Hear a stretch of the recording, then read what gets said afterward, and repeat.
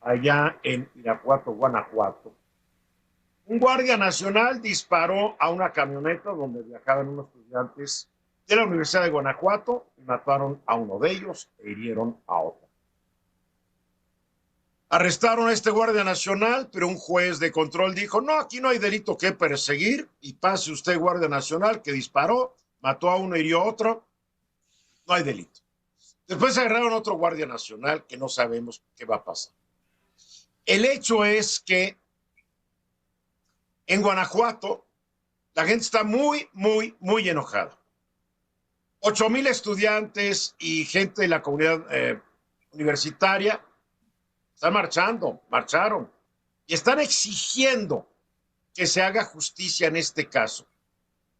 Yo mucho me temo que el Guardia Nacional tal vez es un soldado con, en vez del uniforme verde olivo, trae un uniforme gris y lo están defendiendo. No fueron agredidos por los estudiantes. No hicieron caso tal vez cuando les dijeron que se detuvieran. No lo sabemos. Pero si el Guardia Nacional no fue sujeto de una agresión, ¿por qué les disparó? Yo no lo entiendo.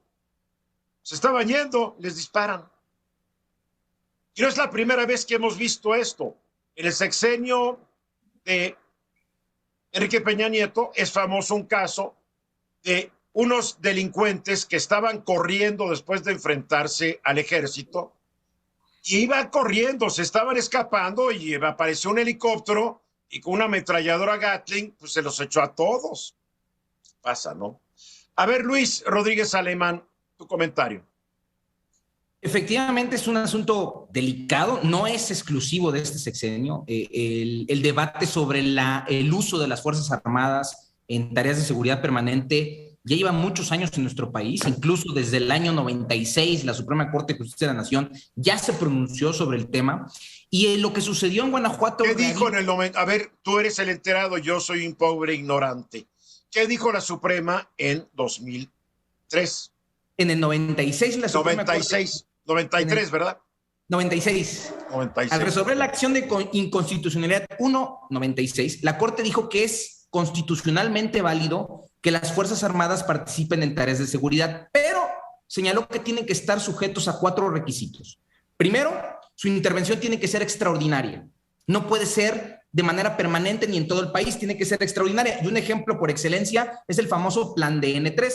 Cuando se activa el Plan DN3 son las Fuerzas Armadas en una zona geográfica específica durante un periodo de tiempo específico. A eso se refiere con que tiene que ser extraordinaria.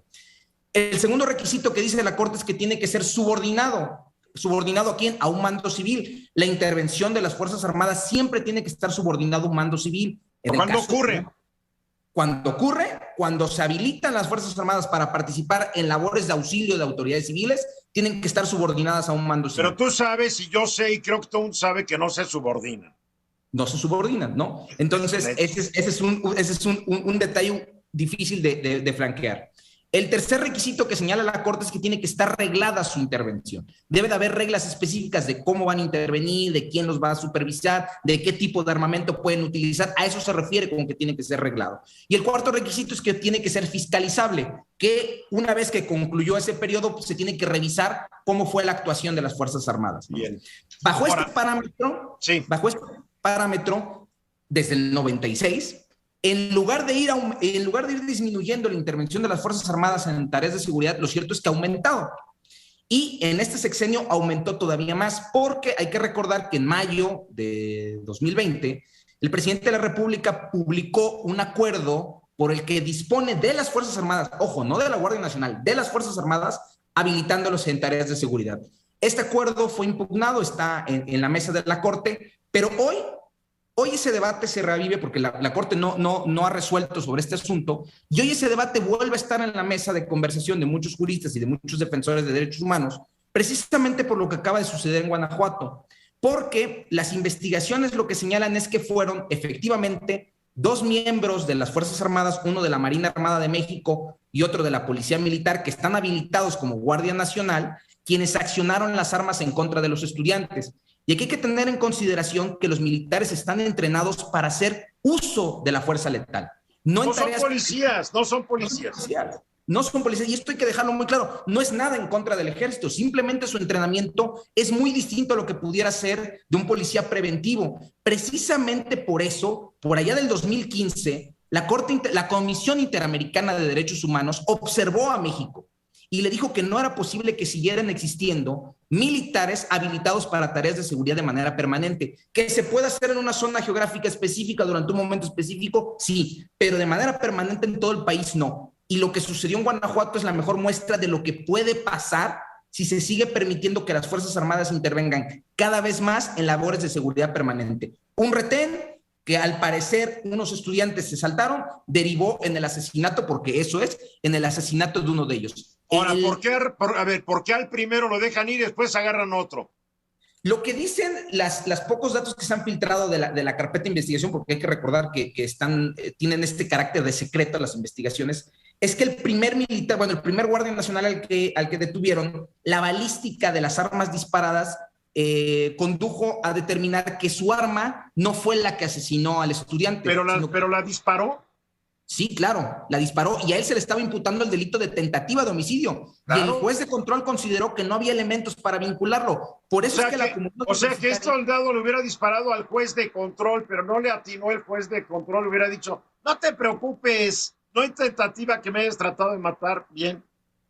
Eso es lo absurdo. Por eso la comunidad universitaria, el propio rector de la Universidad de Guanajuato, convocó a la universidad, a los juristas de la universidad, a ayudar a hacer una impugnación precisamente para combatir esta decisión del juez. El domingo agarran a otro elemento de la Guardia Nacional que dicen las investigaciones sí fue el que provocó la muerte de este menor y las heridas de la otra. Fue el que le atinó.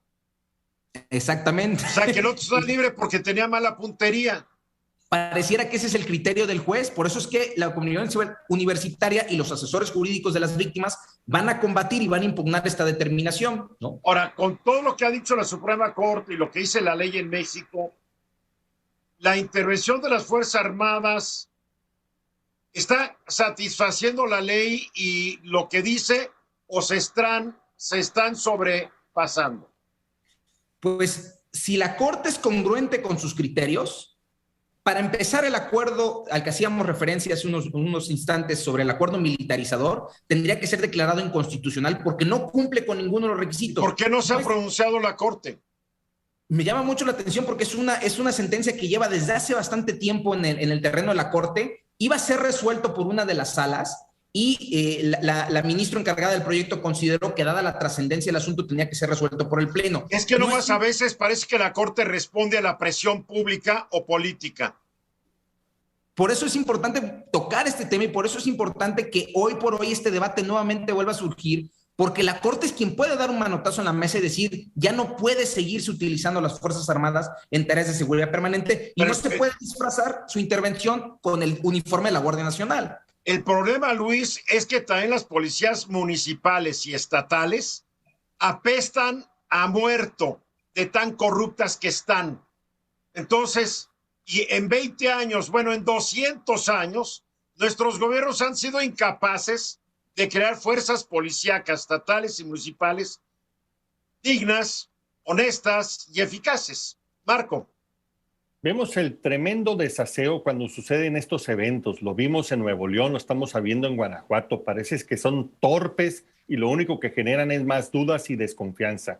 Pero también ponen, como bien dice Luis, el tema central otra vez en debate. ¿Es solución militarizar la seguridad pública? Evidentemente no, pero parece que este gobierno no tiene otra opción más que esa y creo que como ciudadanos y basados en la evidencia deberíamos de debatir estas propuestas como llevar la Guardia Nacional a la Secretaría de Defensa Nacional, que sería terrible y en contra de todos los lineamientos que acaba de mencionar Luis. Y empezar a exigir a los gobernadores que asuman su responsabilidad. Claro. Porque son los responsables teniendo policías tan corruptas e ineficientes en la mayoría de los estados. Que depuren. Luis Miguel. De acuerdo a tu experiencia, Luis, ¿cómo trata la justicia a los militares en estos casos? ¿Es más dura o es más complaciente? Como ellos están habilitados como Guardia Nacional, no están sujetos a una corte militar, por decirlo así, y deben de estar sometidos a un procedimiento, digamos, para los civiles, o sea, no propiamente militar. Para el detalle civiles, exactamente, el detalle es que lo vimos ahorita con el tema de Guanajuato, ¿no? Aunque a todas luces es innegable lo que sucedió, el juez de control consideró que no había elementos, ni siquiera, ya no digamos para culpar, para condenarlo, para vincularlo a proceso. Cuando en la práctica la vinculación a proceso tiene un estándar probatorio más bajo. ¿Qué quiere decir? Que con poquitos indicios te puedo vincular a proceso. No necesitas tener la certeza de que es culpable. Con poquitos indicios te vinculo a proceso. Y ni el hecho es que el soldado liberado disparó y no les atinó, y por eso es más bueno que una palomita. Al parecer, esto se dice que fue lo que acabó decidiendo la no vinculación. Ay, vamos a los mensajes, regresamos.